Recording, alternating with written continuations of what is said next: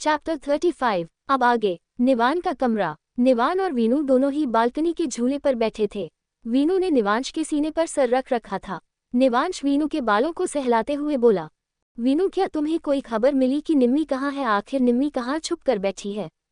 कहीं ऐसा तो नहीं कि उसने अपना नाम और पहचान बदल ली हो, इसलिए हम निम्मी को ढूंढ नहीं पा रहे हैं। वीनू गहरी सांस लेकर बोली, हो सकता है वह हम सबसे छिपने के लिए वह कुछ भी कर सकती है, लेकिन पता नहीं कैसी होगी मेरी बहन। कुछ सालों से तो उसने मुझसे बात भी नहीं की। मैं उसके लिए इतनी पराई हो गई जो वह मुझसे बात करना भी पसंद नहीं करती है। मेरी प्रिंसेस मेरे पास नहीं है। पिछले 7 सालों से उसकी यादों के सहारे जी रही हूँ। बस उसकी यादें ही बची है मेरे पास। ये कहते कहते वीनू का गला भर आया था। वीनू देखना बहुत जल्द हमारी निम्मी हमारे पास होगी, बहुत जल्द। देखो हमें पता चला कि निम्मी ऑस्ट्रेलिया में नहीं है बल्कि न्यू दिल्ली में है। ये भी पता चलेगा कि वह न्यू दिल्ली के कौन से हिस्से में है। और हम उस दिन हमारी निम्मी के साथ बैठकर बहुत सारी बातें करेंगे, शिकायतें करेंगे कि आखिर वह हमें ऐसे क्यों छोड़कर चली गई। एक मिसअंडरस्टैंडिंग ने उसे हमसे बहुत दूर कर दिया। वीनू सख्ती से बोली, ये मिसअंडरस्टैंडिंग तुम्हारे भाई ने ही क्रिएट की थी। कभी भी साफ साफ खुलकर उसने निम्मी से बात नहीं की। निवांश वीनू को टाइटली गले लगा बोला, ये शायद किस्मत का खेल है। हमें जल्द ही हमारी निम्मी मिलेगी। निवांश और जानवी निवांश के कमरे में बैठे अपना खुराफाती दिमाग दौड़ा रहे थे। जानवी चुटकी बजाते हुए मिस्टीरियस स्माइल करते हुए कहती है, मिल गया आइडिया भाई। हम बुआ के सोने के बाद उनके रूम से उनका फ़ोन चुरा लेंगे और उनको पता भी नहीं चलेगा। रात को वो अपना फ़ोन भी चेक नहीं करेंगे। आज रात ना सोने का मिशन पूरा करना पड़ेगा। निवांश अपने हाथ बांध जानवी को घूरते हुए बोला, और मॉम उठ गई तो? अगर मॉम को पता चल गया हम उनका फ़ोन चुरा रहे हैं तो वो पनिश करेगी। जानवी अपने माथे में हाथ मारते हुए बोली, डफर भैया, कैसे पता चल जाएगा? हम उनके सोने के बाद उनके रूम में जाएंगे, एकदम धीरे धीरे। कुछ देर बाद निवांश जानवी दोनों ही निशिका के रूम के बाहर खड़े थे।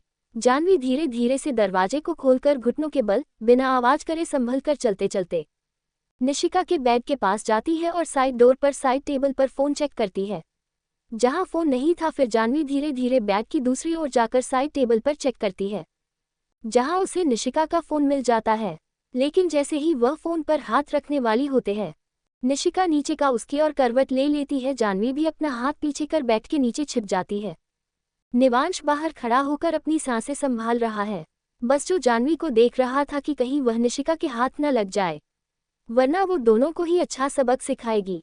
जानवी भी गहरी सांस ले बेड से बाहर हल्का सा ऊपर झांक कर नीचे देखते हैं और फ़ोन लेकर धीरे धीरे वैसे ही बाहर आने लगती है। तभी निशिका का अपने रूम की लाइट ऑन कर देती है। निवांश और जानवी दोनों ही अपनी आंखें कसकर बंद कर लेते हैं। उन्हें पता था कि उनकी चोरी पकड़ी गई थी। जानवी खड़ी होकर पीछे पलटकर देखती है तो निशिका हाथ बंधे ठीक उसके पीछे खड़ी थी। निशिका अपनी एक आईब्रो उचकाते हुए बोली, आधी रात को मेरा फ़ोन चुराने क्यों आए हो तुम? निशिका तेज आवाज में कहती है, निवांश अंदर आओ। निवांश बेचारा बेचारी सी शक्ल बना अंदर आ जाता है। निशिका हाथ बांधकर दोनों से कहती है, अब मुझे बताओगे कि क्या करने आए हो तुम दोनों? और फ़ोन क्यों चुरा रही हो मेरा तुम? जानते हो ना मामा का फ़ोन कितना इम्पॉर्टेंट है। इसमें इम्पॉर्टेंट डॉक्यूमेंट और कॉन्टैक्ट लिस्ट है।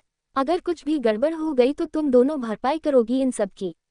कोई भी डाटा अगर मेरे फ़ोन से लीक हो गया तो क्या करोगे तुम दोनों? मेरे फ़ोन से तुम दोनों को काम ही क्या है? तुम दोनों के पास है ना अपना सेल, तो तुम मेरे सेल को चुराने आए थे। इसके पीछे का कारण जान सकती हूँ मैं। निवांश सर झुकाकर खड़ा हो जाता है, उसके पास कहने के लिए शब्द नहीं थे। निशिका जानवी से बोली, मैं कुछ पूछ रही हूँ जानवी, मेरा फ़ोन क्यों चुराने आए हो तुम? जानवी और निवांश दोनों ही एक दूसरे को देख रहे थे। फिर जानवी भी अपने हाथ में पकड़ा फ़ोन में निशिका की ओर वापस देते हुए कहती है, सॉरी बुआ जी, वह मेरे फ़ोन की बैटरी खत्म हो गई थी तो मैं आपका फ़ोन लेकर गेम खेलने वाली थी, क्योंकि मैं अपने फ़ोन का चार्जर नहीं लाई थी। निशिका गुस्से से बोली, तो चार्जर चुराती ना, मेरा फ़ोन क्यों चुरा लिया? असली कारण बताओ मुझे फ़ोन चुराने का, समझे? इतनी बेवकूफ़ नहीं हो जितनी तुम दोनों मुझे बनाने की कोशिश कर रहे हो। निवांश आ गया, बोला, सॉरी मॉम, इसमें जानवी की कोई गलती नहीं है, मेरी सारी गलती है, क्योंकि आपने मना किया था ना कि मैं डैड के बारे में आपसे कुछ ना पूछूं। लेकिन मैं जानना चाहता हूँ कि मेरे डैड कौन है। मैं बस देखना चाहता हूँ वह कौन है। मुझे अपने डैड को देखने का और क्या मुझे ये जानने का भी हक नहीं कि मेरे डैड कौन है? प्रॉमिस मॉम, जब तक आप नहीं कहेंगे मैं उन्हें नहीं बताऊंगा कि वह मेरे डैड है, लेकिन मैं जानना चाहता हूँ कि मेरे डैड कौन है। निशिका की आंखें नम हो जाती है। वो अपनी आंखों की नमी छिपा निशिका पंजों पर बैठ निवांश और जानवी दोनों का हाथ अपने चेहरे में थाम कर बोली, लेकिन बच्चा ऐसे चोरी नहीं करते, ये गलत है, ये सही नहीं है, समझे।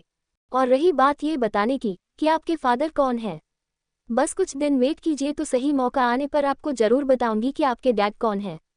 क्या आप तब तक वेट नहीं कर सकते? इतना बोल निशिका दोनों को ही गले लगा लेती है और दोनों से ही बोलती है, दोनों यही मेरे पास सो जाओ, चलो बेड पर। इतना कहकर वही दोनों के बीच में बेड पर सोकर दोनों का सिर अपने कंधे पर रखकर उनके बालों को सहलाते हुए बोले, वह जानती हूँ तू अपने डैड के बारे में जानना चाहते हो, इसलिए मेरा फोन चोरी कर रही थी जानवी, ताकि तुम पता लगा सके। लेकिन बच्चा, आई प्रॉमिस, मैंने आपसे कहा ना मैं आपको बताऊंगी तो आपको जरूर बताऊंगी कि आपके फादर कौन है।